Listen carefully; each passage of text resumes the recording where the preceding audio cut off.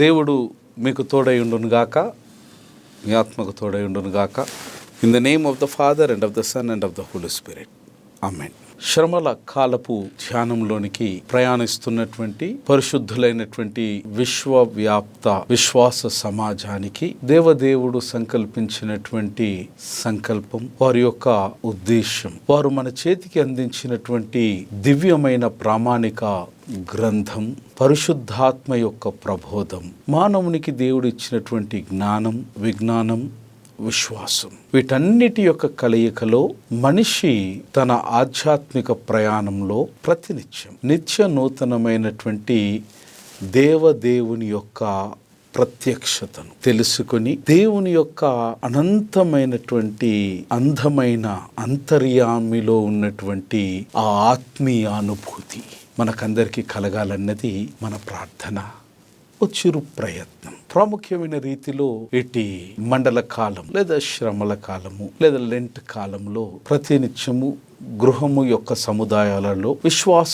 సమాజం కూడుకొని దేవుని యొక్క లేఖనాన్ని ధ్యానం చేసుకొని ఒకరి విశ్వాసంతో మరొకరితో పంచుకొని నాడు నేడు రేపు నిరంతరము దేవదేవుని యొక్క వాత్సల్యంలో, దేవుని యొక్క వాగ్దానంలో ఎలాంటి మార్పు నిన్న నేడు రేపు లేదని, ఉండదని, ఉండబోదని ఆ గొప్ప సత్యాన్ని ఇట్టి గృహ కూడికలో అందిస్తూ స్వీకరిస్తున్నటువంటి విశ్వాస సమాజం నేడు మనమందరము కలిసి దీనికి అనుసంధానమైనటువంటి లేదా అనుబంధమైనటువంటి అనేక విషయాలను నేర్చుకోవడానికి చేస్తున్నటువంటి చిరు ప్రయత్నం.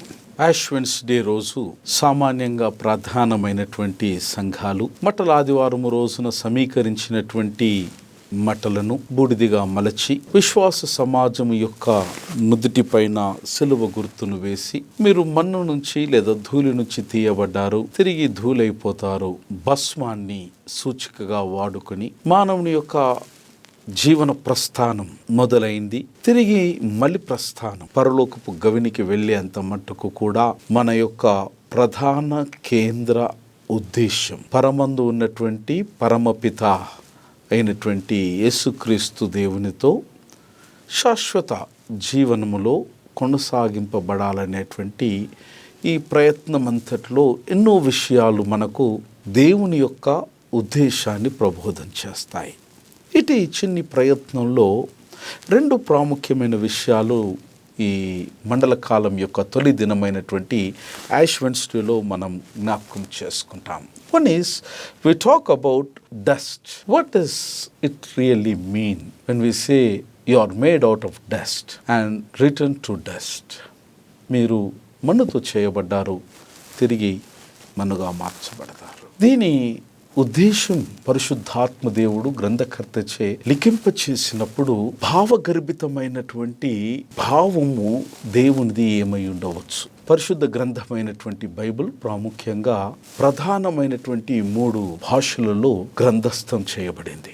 ఒకటి హీబ్రూ, రెండవది గ్రీక్, మూడవది అరామిక్. అయితే ఈ 3 భాషలు బైబిల్ గ్రంథస్థం చేయబడినటువంటి కాలములో ఉన్నటువంటి అట్టి మాండలికం లేదా యాస నేడు వాడుకలో లేనటువంటి కారణం చేత ఈ బైబిల్ను పరిపరి విధాలుగా పవిత్రాత్మ దేవుని యొక్క సహాయముతో దానిని పరిశోధన చేసి ఆనాటి భాష పదబంధము యొక్క ప్రధానమైనటువంటి ఉద్దేశాన్ని భక్త సమాజానికి తీసుకుని రావడంలో వేదాంత కళాశాలకు చెందినటువంటి అనేక మంది పరిశోధనాకారులు, పండితులు వారు సలుపుతున్నటువంటి ప్రయాసం, పరిశుద్ధులు వారి కొరకు చేస్తున్నటువంటి ప్రార్థన యొక్క ప్రతిఫలమే అనేక నూతనమైన విషయాలతో మనం ఈ రోజున అలంకరించబడి ఆశీర్వదింపబడుతున్నాం. వాడుకున్నటువంటి భాషలో you are dust, made out of dust and you will turn to dust. మీరు మన్నుతో చేయబడ్డారు, తిరిగి మన్నైపోతారు. ఇట్టి భాష ఇక్కడ వాడబడినటువంటి పదబంధం డస్ట్ లేదా డ్రై అర్త్ అన్నటువంటి ఇట్టి పదానికి హీబ్రూ భాషలో వాడబడినటువంటిది పదం ఏంటనంటే అపహార్. దీనిని ఆధునిక భాషలో తర్జుమా చేసినప్పుడు దీని భావం ఏంటంటే it is a dry or lose earth. It is the surface of the ground. భూమి యొక్క ఉపరితల భాగం, లేదా ధూళి కణం, లేదా కొన్నిసార్లు శిథిలమైపోయినటువంటి పట్టణమును సంబోధించవలసి వచ్చినప్పుడు ఈ అపహార్ అనే పదాన్ని పరిశుద్ధ గ్రంథంలో వాడినారు. తరువాత అపహార్ అనేటువంటి పదం మట్టితో ఇటుకలతో గోడ కట్టినప్పుడు ధూళిగా ఉన్న మన్నును నీటితో కలిపిన తర్వాత దానికి ఏర్పడినటువంటి జిగుటి పదార్థముతో ఈ పదాన్ని వాడినారు. మానవ దేహ నిర్మాణానికి కూడా ఈ అపహార్ అనే పదం వాడబడింది. అయితే దీనికి గ్రీక్ సమానమైనటువంటి పదం అపహార్, డ్రై లేదా డస్ట్ అనే ఈ పదానికి గ్రీకులో కొనిఆర్టస్ అనేటువంటి సమానమైనటువంటి పదం ఈ అపహార్, డ్రై ఎర్త్ లేదా డస్ట్ లేదా ధూళి అనే పదానికి వాడబడింది. అరబిక్లో దీనికి సమాంతరమైనటువంటి పదం గబ్బార్ అనేటువంటి పదం వాడబడ్డది. అయితే దీని యొక్క రూపకం అనేక విధాలుగా పరిశుద్ధ గ్రంథంలో నిర్వచించబడినది. One is abundance. Second one is worthlessness. Third one is the smallest particle of the dust. And fourth one is dispensed. And fifth one is humiliation. And sixth one precisely is self-abasement.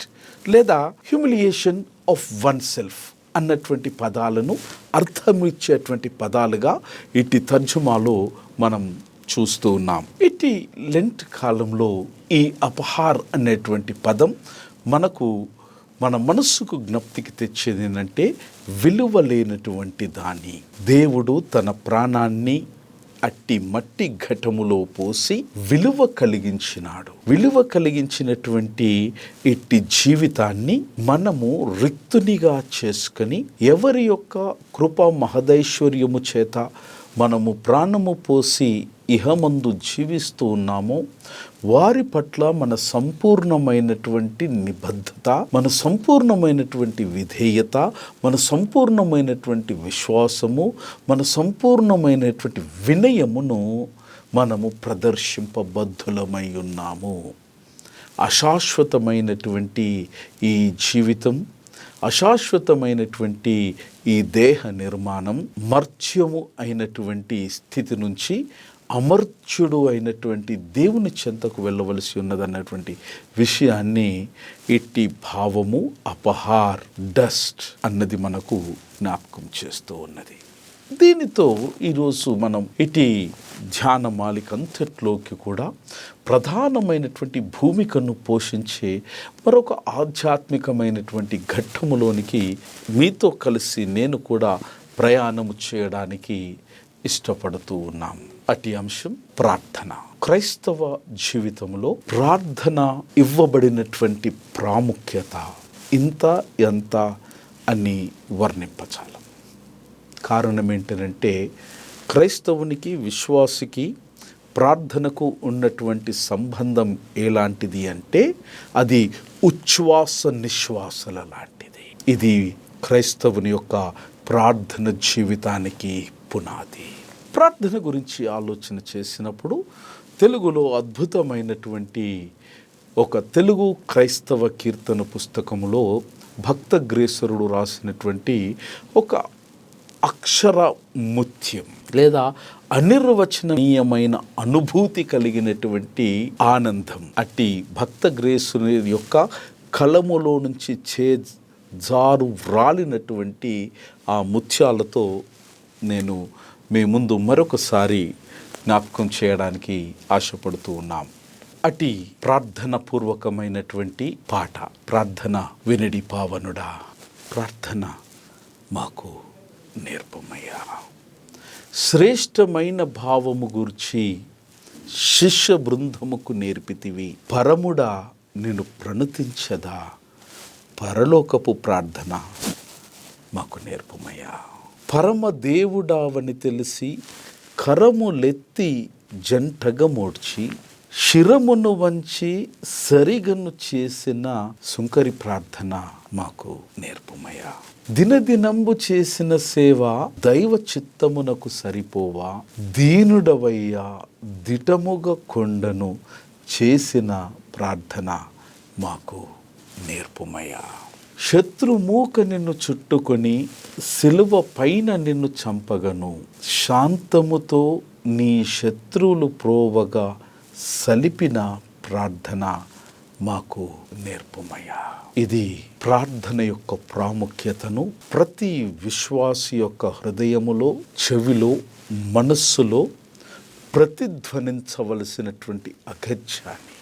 ప్రార్థనలో క్రైస్తవుడు ప్రాముఖ్యంగా తన వ్యక్తిత్వ నిర్మాణాన్ని, ప్రార్థనలో క్రైస్తవుడు తన యొక్క తనవును, మనస్సును, ఆత్మను, ప్రాణాన్ని, మానాన్ని దేవుని యొక్క పాదాల చెంత విరిగి నలగొట్టుకోవలసినటువంటి అనుభవాన్ని, అనుభూతిని ప్రతి అక్షరం మన యొక్క ప్రవర్తనను అది రూపకల్పన చేస్తుంది. దీనునిగా వినమ్రతతో దేవదేవుని అర్థించి ఆయన సహాయం కోరేటువంటి ఓ చక్కని దేవునికి చేరవలసిన వినతిని ఇది మనకు నివేదిస్తుంది. స్నేహితులారా, ఇటు ఆలోచనతో ప్రార్థనలో ఉన్నటువంటి ప్రాముఖ్యాన్ని మనము ఆలోచిద్దాం. పరిశుద్ధ గ్రంథాన్ని ఆధారం చేసుకుని, పరిశుద్ధ గ్రంథంలో ఉన్నటువంటి బహుశా సముద్రం యొక్క లోతును తెలుసుకోగలమేమో, కానీ పరిశుద్ధ గ్రంథంలో ఉన్నటువంటి భావగర్భితమైనటువంటి ప్రతి అక్షరము యొక్క అంతరార్థాన్ని తెలుసుకోవడం బహు కష్టతరమైనటువంటి విషయం. ప్రార్థన గురించినటువంటి ఆలోచన, మనకైనటువంటి అవగాహన, మనము పెరిగినటువంటి సమాజంను బట్టి, లేదా చదువుకున్నటువంటి విద్యాభ్యాసాన్ని బట్టి, లేక మనకున్నటువంటి పరిసరాల్లో ఉన్న సంస్కృతిని బట్టి, లేదా కొన్ని సందర్భాలలో వారు చెప్పినటువంటి విషయాన్ని బట్టి ప్రార్థన గురించినటువంటి ఒక అవగాహన మనకు కలిగి ఉండవచ్చు.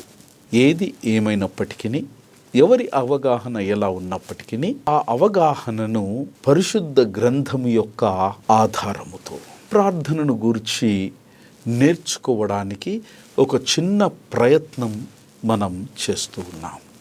పరిశుద్ధ గ్రంథంలో ప్రార్థనకు అనంతమైనటువంటి ప్రాముఖ్యత ఇవ్వబడ్డది.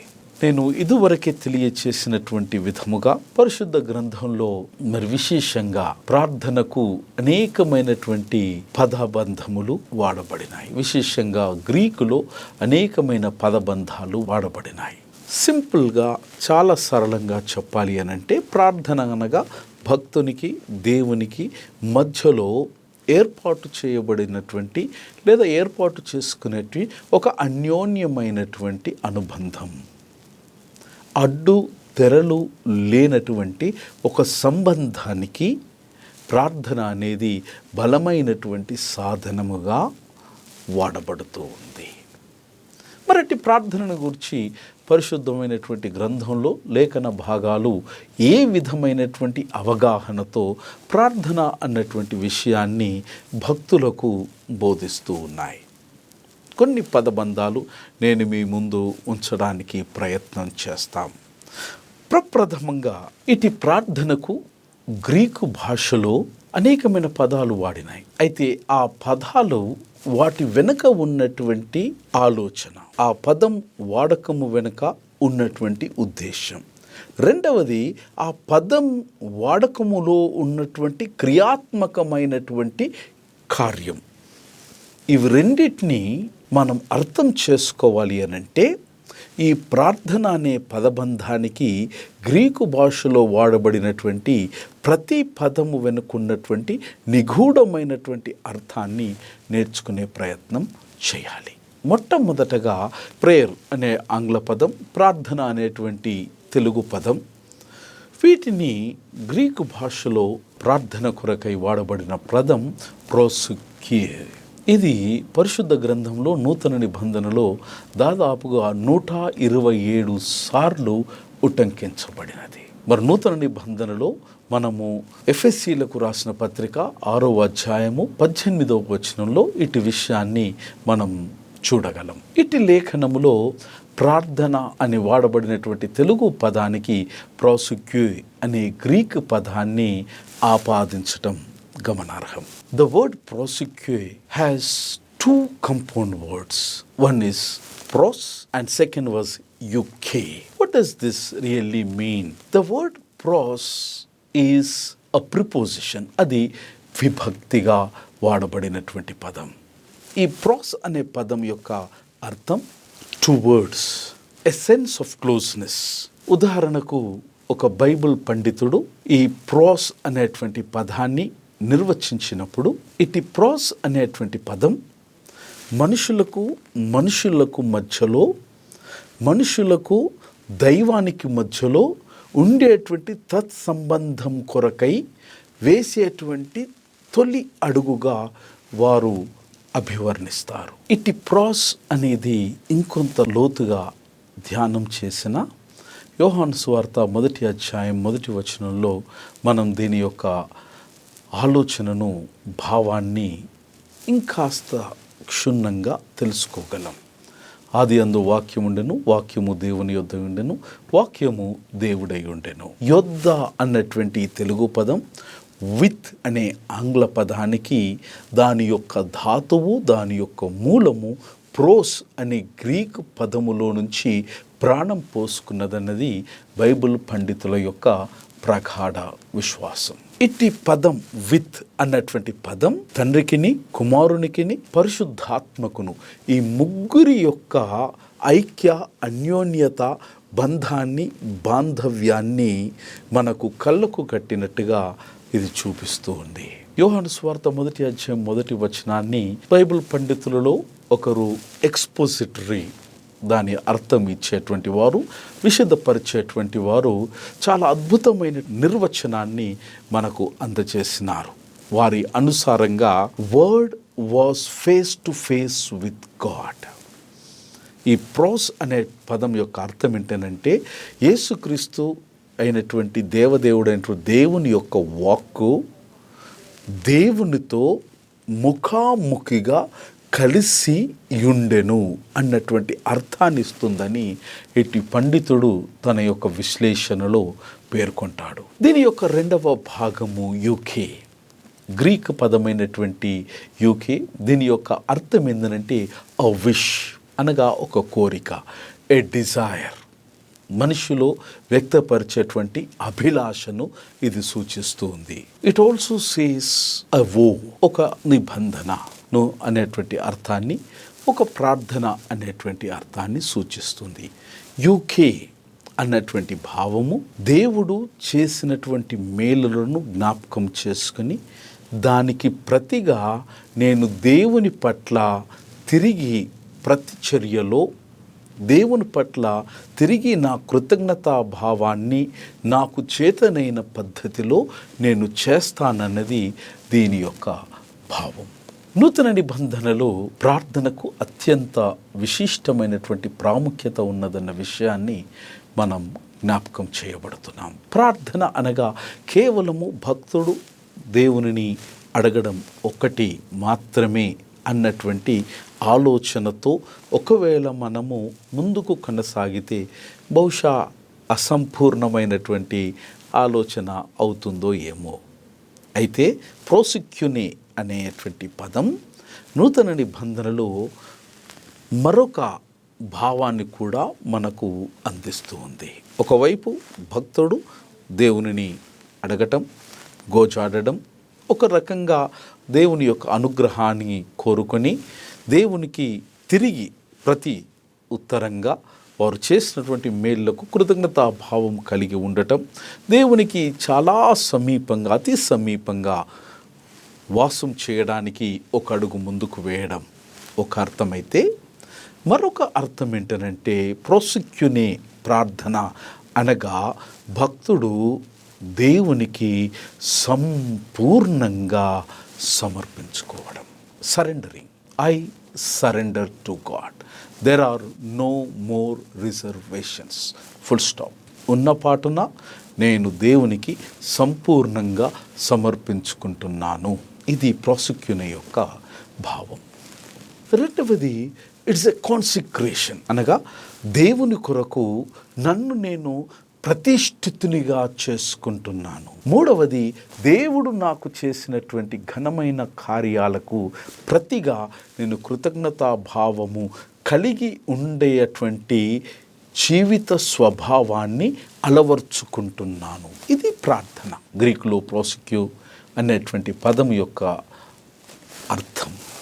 సూక్ష్మంగా దీని యొక్క భావం దేవునితో ముఖాముఖిగా అనుభవం కలిగి ఉండడం, అనుభూతి కలిగి ఉండడం. రెండవది, నన్ను నేను సంపూర్ణంగా దేవునికి సమర్పించుకోవడం. మూడవది, దేవుడు నా పట్ల చేసినటువంటి మేలుకు నేను కృతజ్ఞతాభావము కలిగి తిరిగి ప్రతిస్పందించడం. ఈ మూడు భావగర్భితమైనటువంటి మాటలు ఒకే ఒక గ్రీకు పదమైనటువంటి ప్రోసిక్యూలో దాగి ఉండటం గమనార్హం.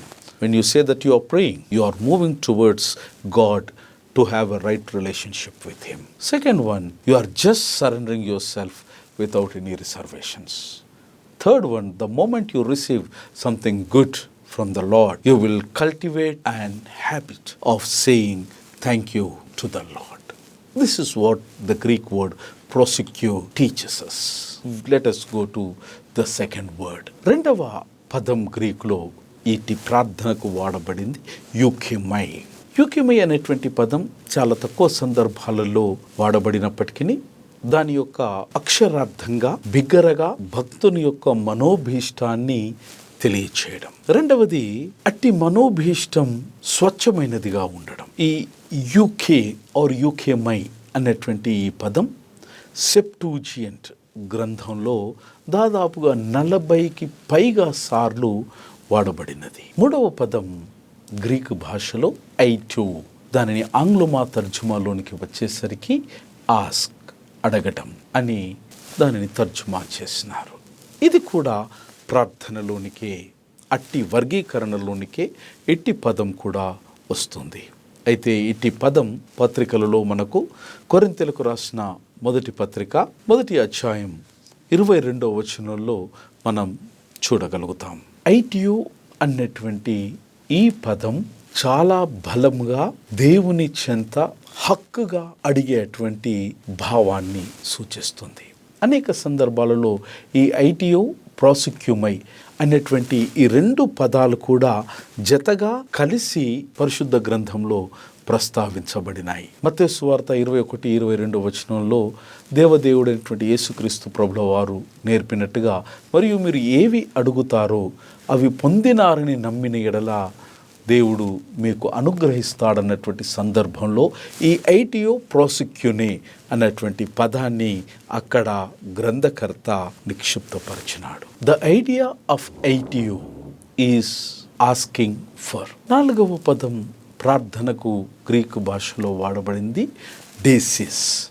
ఇది సర్వసాధారణంగా దేవునికి ఆపాదించబడినటువంటి పదం.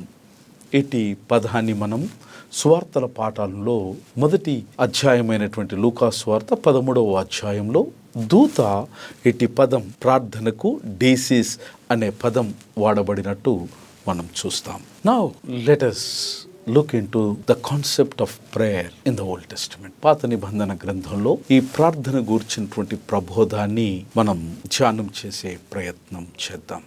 పరిశుద్ధ గ్రంథమైనటువంటి బైబిల్ ఆది కాండం మొదలుకొని ప్రకటన గ్రంథం వరకు కూడా ప్రార్థన యొక్క ప్రాముఖ్యత బహుశా ప్రతి అక్షరము వెనుక దాగి ఉందని చెప్పడంలో ఏ సందేహము అక్కర్లేదు. పరిశుద్ధ గ్రంథం అంతట్లో కూడా ప్రార్థన అన్నటువంటి ఇట్టి విషయం స్త్రీ మరియు పురుషులు ఏ భేదము లేకుండా, ఏ తారతమ్యం లేకుండా వారు దేవునితో ఏర్పాటు చేసుకునేటువంటి ఓ చక్కని అనుబంధాన్ని, ఓ చక్కని ప్రక్రియకు ప్రాణప్రదమైనదిగా పరిశుద్ధ గ్రంథం మనకు విశదపరుస్తుంది. ఉదాహరణకు హన్నా చేసినటువంటి కృతజ్ఞత భరితమైనటువంటి మాటలు ప్రార్థనగా పరిశుద్ధ గ్రంథం దానిని వ్యక్తీకరించింది. పరిశుద్ధ గ్రంథం పాత నిబంధనలో రమారమి 85 ప్రాముఖ్యమైనటువంటి ప్రార్థనలను మనం కనుగొనగలం. ఇటు ప్రార్థనలన్నిట్లో ఈ దిగువ స్వభావాలు ప్రతి ప్రార్థన వెనుక ఉన్నాయి. మొదటిది it is adoration, second one is it is confession, and third one is praise, fourth one is supplication, and fifth one is thanksgiving. ప్రతి ప్రార్థనలో ఈ 5 సూత్రాలు పాత నిబంధన గ్రంథమంతట్లో కూడా మనము అణువున ఇది కనుగొనగలం. బహుశా ఈ పంచసూత్రాలు లేదా ఈ 5 సూత్రాలు ప్రతి ప్రార్థనలో గనక నిక్షిప్తమై ఉండకపోతే బహుశా అట్టి ప్రార్థన పరిపూర్ణమైనది కాకపోతుండవచ్చు అన్నది బైబిల్ మనకు నేర్పిస్తున్నటువంటి ఒక ప్రాముఖ్యమైనటువంటి బోధన. ఇటు విషయాన్ని యెషయా గ్రంథంలో దాదాపు 63వ అధ్యాయం మధ్య భాగం నుంచి 64వ అధ్యాయం మధ్య భాగం వరకు పైన చెప్పబడినటువంటి ఈ 5 సూత్రాలు ఇటు భాగంలో మనకు దర్శనమిస్తాయి. We have praise, we have thanksgiving, we have supplement, and we have adoration, which are blended together in the above scripture portions. వీటితో భాగంగా పాత నిబంధన గ్రంథంలో ఇంకా అనేకమైనటువంటి విషయాలు ప్రార్థన అనేటువంటి వర్గీకరణలో మనం చూస్తాం. One could be a prophetic revolution, ప్రవక్తలు ఇచ్చేటువంటి ప్రవచనాలు. రెండవది it could be a declaration, thus says the Lord Yahweh, యెహోవా సెలవిచ్చినదేమనగా అన్నటువంటివి.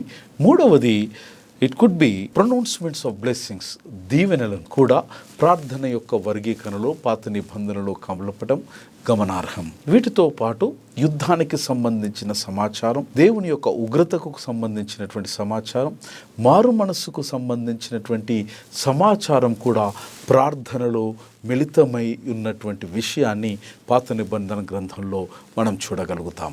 నూతన నిబంధనకు కాస్త భిన్నంగా పాత నిబంధన గ్రంథంలో ప్రార్థనకు భౌతికమైనటువంటి అవసరతలతో పాటు ఆధ్యాత్మికమైనటువంటి అవసరతలకు పెద్ద పీట వేసినటువంటి విషయాన్ని మనం చూడగలం.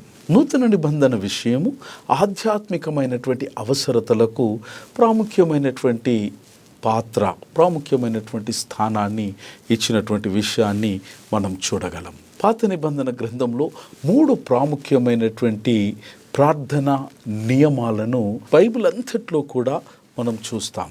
మొదటిది ఏంటంటే ప్రార్థించేటప్పుడు గాడ్ హియర్స్ అవర్ ప్రేయర్, దేవుడు మన ప్రార్థన నిశ్చయంగా వింటాడు, ఫుల్ స్టాప్, అనుమానం అక్కర్లేదు.